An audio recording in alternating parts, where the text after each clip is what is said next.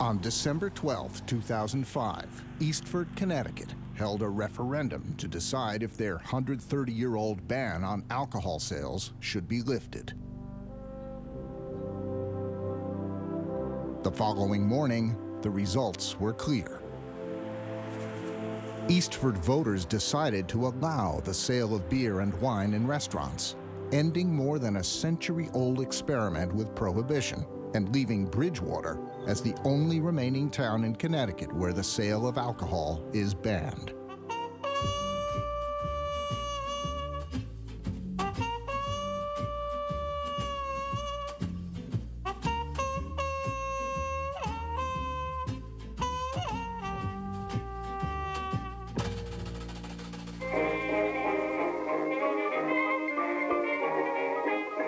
During the Roaring '20s, Westport became famous as a haven for artists, writers, and celebrities. With easy transportation via train to and from New York and cheap land and ocean views, Westport became known for its lavish parties attended by the newly rich and wildly successful. And by the mid-1920s, you've got a series of people living here. Van Wyck Brooks, the great theatrical critic. You've got Hendrik van Loon, who's writing his seminal works on American history and exploration. You have John Held, who is really the illustrator and caricaturist of the 1920s.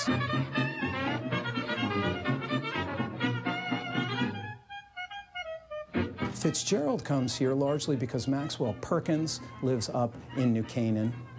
Brings along friends like George Jean Nathan, the great theater critic, and they begin to, in the summer of 1920, hang out here and party very, very, very hard.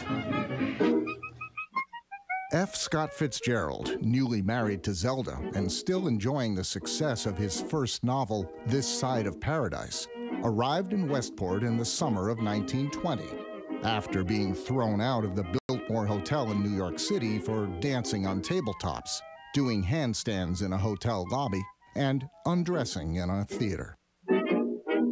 They rent a very, very old house. It's one of the oldest houses in Westport. It still exists today. There's a plaque in front of it. And The Beautiful and Damned, the book he wrote while he was here, features lengthy passages about the consumption of alcohol. Another Westport resident famous for his lavish parties was John Held, Jr. There is no other artist, there is no other caricaturist or illustrator that captures the 1920s like John Held Jr. did. He was well known as an illustrator for The New Yorker, Life, and other popular magazines of the 1920s. And his image of the Held girl came to define the Jazz Age and its youth culture. John Held Jr. was so captivated by Zelda Fitzgerald that she becomes the prototype of the flapper. As a very young girl, Lucia Nebel White summered in Westport. Well, the women whose husbands were artists really got dressed up to go to parties. They sometimes would wear a long dress, and they had a short haircut because that was in style then.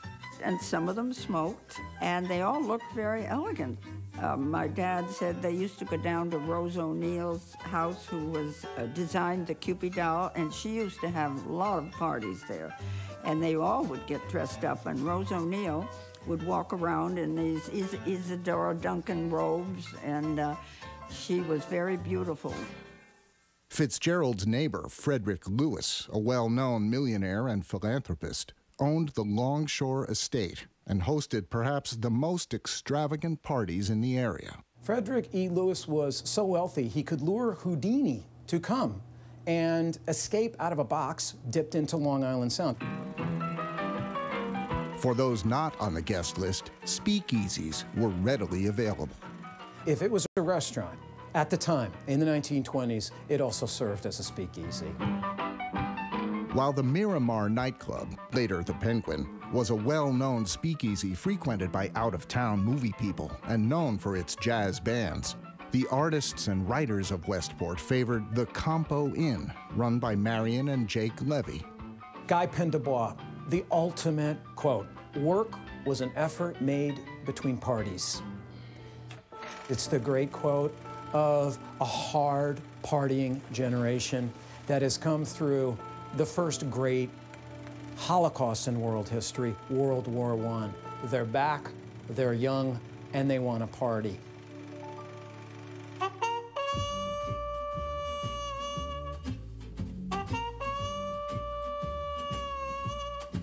From the very beginning, the state of Connecticut resisted Prohibition.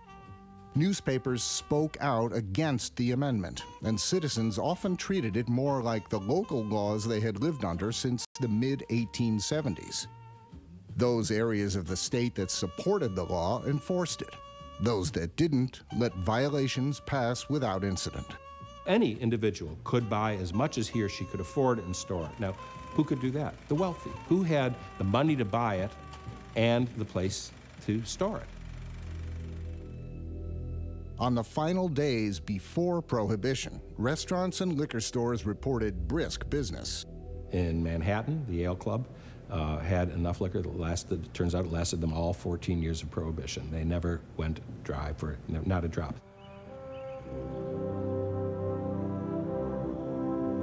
The roots of the Prohibition movement can be traced to a small northwestern town in Connecticut. It all began in 1789, when a group of 200 farmers in Litchfield agreed not to use distilled liquors while doing farm work. And they do it because, in fact, alcohol is becoming a problem for their workers. It's getting in the way of getting their work done, getting the farms ready. Little did they know that their actions were the precursor to one of the greatest social experiments in our history.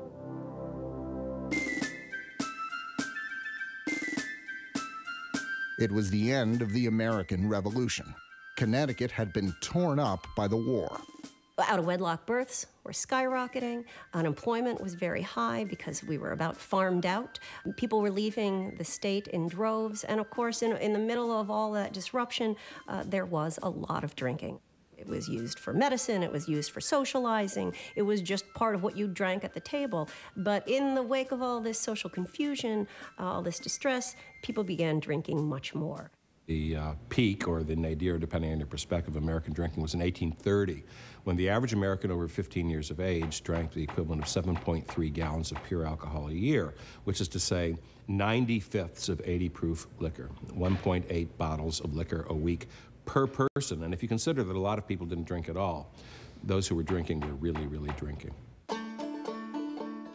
When Lyman Beecher, the father of Harriet Beecher Stowe, arrived in Litchfield in 1813, the town was ready to hear his messages of immorality. Very quickly, it became clear to him that a lot of vice, a lot of immorality, a lot of the terrible tragedies he would see in his parish came not from bad instincts necessarily, but from bad practices, from people drinking too much. His sermons on the evils of drinking caught fire, spreading throughout Connecticut and nationwide. Around the same time, another well-known Connecticut native began to call for temperance, P.T. Barnum. Known as the world's greatest showman, P.T. Barnum created what later became known as the Ringling Brothers and Barnum and Bailey Circus. As his popularity grew and grew, his exposure to different levels of society broadened, and he found himself being elevated in American society, but also in Europe. He was touring with Tom Thumb throughout England, Spain, Germany, France, and he was engaging the Queen Victoria at that time, crown heads of state, where there was enormous amount of opportunity to enjoy wine and champagne. On one trip home, he realized that his behavior was becoming more argumentative and more problematic, not just to his personal deportment, but to his business, and certainly to his family. He recounts in his autobiography that he gets up in the middle of the night, goes down to his wine cellar and cuts the heads off 60 or 70 bottles of wine and dumps them onto the ground. And from that moment, he becomes one of the greatest champions and public voices for the temperance efforts throughout the country and even into Canada. We want the right to know what's in our food. The early temperance movement is credited with pioneering many techniques that are now commonly used among social activists and community organizers. In particular, print. They were the first people to come together and create propaganda materials in the United States. Sunday school tracts, pamphlets, stories from reformed drunkards that then they distributed en masse in Connecticut and then across the country. They were also among the very first to organize lay people, ordinary citizens, to start campaigning in their localities for laws that would somehow either suppress or regulate the liquor traffic. Probably their best technique, the technique that got people most excited and really spread the word, was the temperance meeting. And what they would do is stand in front of the audience and whip the audience up with their tragic stories of the results of drinking and their heavenly visions of the rewards of abstinence until the audience was in a frenzy of feeling, and then they would climax by inviting members of the audience to come up and sign the pledge at the front of the room that declared that they would drink no more.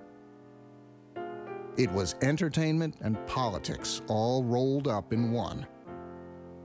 And it became a movement that inspired almost all of the other reform movements that came in the 19th century. The people who were the big promoters of temperance were usually the most progressive.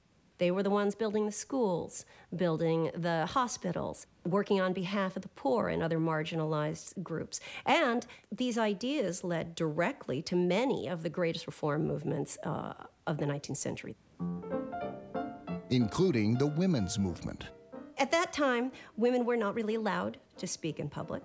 They were expected to be private people. Any public business they had to do would be done through their fathers, through their husbands. What the temperance movement did was invite women to come be publicly active.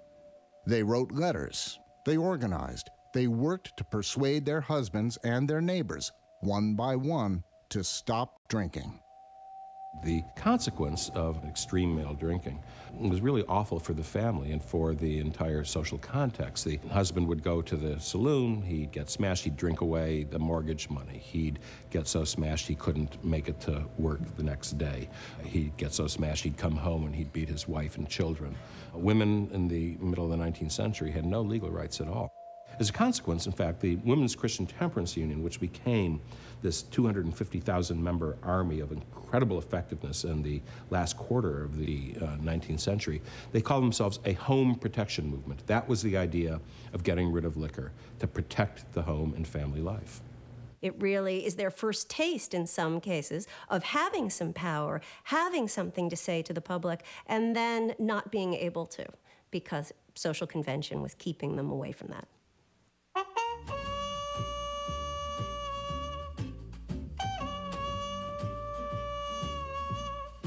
In the late 1800s, Connecticut's population was changing. It was one of the top states for industrial production, and factory work attracted large numbers of European immigrants. Danbury had the hat trade. Vernon and Manchester had textiles. Waterbury had brass. In Hartford alone, the population increased 50% in just 10 years. Causing a strain on local resources and dramatically increasing the demand for housing, food, and basic necessities. Well, home life in the tenement districts was pretty crowded. There's not a lot of space in any of the apartments, and there are a lot of children. Saloons lined the streets leading up to the factories and offered an escape from poor living conditions, as well as a free lunch. You could help yourself to cheap, salty, filling food, fried potatoes, beef stew. They'd have crackers and cheese and some sausages and things that don't cost them a lot of money and are likely to make you thirsty for a second beer, which is where they make their money. You could get your mail addressed there if you were in the process of moving or between housing, if you're really poor. You could buy stamps, buy cigars, and they were also public bathrooms. And the saloons ranged from very elegant places, but more likely they were really run down, really vile pits of hell, as some of the early prohibitionists called them. Many of the new immigrants came from Ireland and Germany, cultures that held social drinking in high regard. There's not only a class tension there, but there's a cultural tension. You have people coming in who are not Protestant, who are, many of them not even Christian. They interact with each other in different ways in the street. They're louder. They seem to be more inclined to drink. And for people who've been in the city for a couple centuries, whose families have been in the city, this seems like things are getting out of control. Like most of the immigrants of the time, Lucia White's mother experienced this tension firsthand. When she lived in New York City, she used to go downtown to do her shopping in the Italian section. And when she came back one day, she said to my father, "You know, I thought this was a free country." She said, "Nobody likes the Irish here. Nobody likes the Italians. Nobody likes the Negroes, and nobody likes the Jews." She said, "You know, I don't think I'm going to like this too much." In 1851, Maine enacted the first statewide ban on alcohol in the country. A large portion of the population, particularly Irish immigrants, felt it was a law enacted to punish them because beer was a central part of the working man's life. Connecticut experimented briefly with a Maine law of its own, but had more success enacting a local option law. The local option allowed each town or voting district to vote whether they would allow the sale of alcohol in that town or district. This allowed the towns that had a high percentage of Prohibition supporters to outlaw liquor, while the larger cities were kept happy because they would always vote to allow the sale.